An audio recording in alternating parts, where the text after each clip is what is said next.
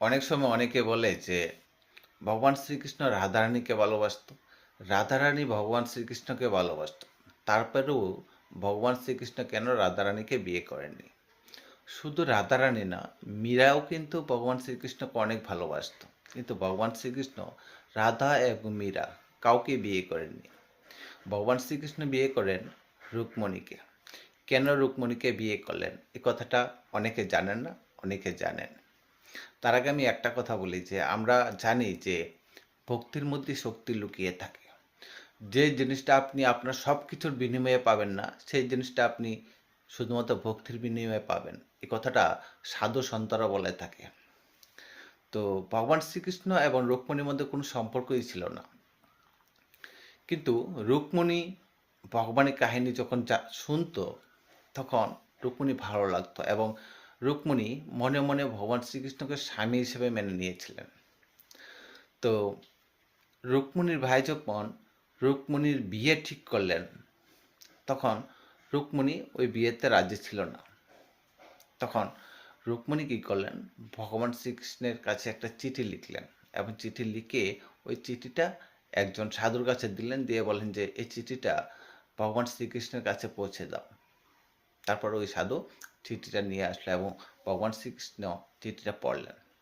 চিঠিতে লেখা ছিল, হে পরমাত্মা, আমি আপনার একজন ভক্ত, আমি আপনাকে ভালোবাসি এবং আপনাকে আমি স্বামী হিসেবে মেনে নিয়েছি, কিন্তু আমার ভাই এখন আমার বিয়ে শিশুপালের সঙ্গে ঠিক করেছেন, কিন্তু আমি শিশুপালকে বিয়ে করতে চাই না।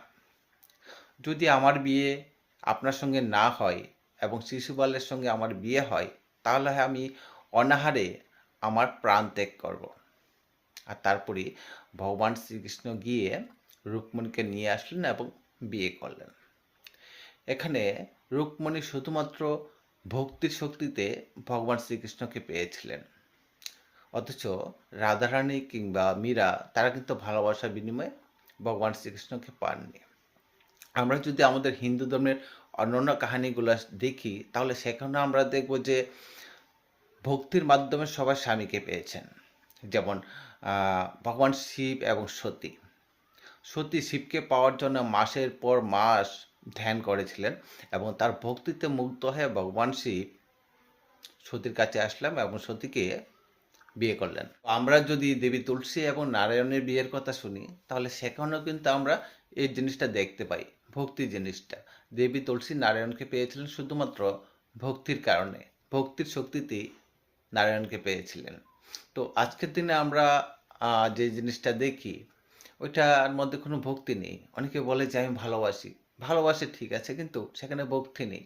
আজকেও দেখবেন যে আমাদের সমাজে অনেক ছেলেরা দেখবেন মেয়েদের সঙ্গে ঘুরু ঘুরু করবে, আড্ডা দেবে, কিন্তু বিয়ে করার সময় একটা শান্ত শিষ্ট ভদ্র এবং সংস্কারী একটা মেয়ে খুঁজে। তো পুরুষের মধ্যে ওই ধর্মটা এখনও আছে, কিন্তু অনেক মেয়েরা আছেন ওই জিনিসটা বুঝতে পারে না পুরুষ কী চায়।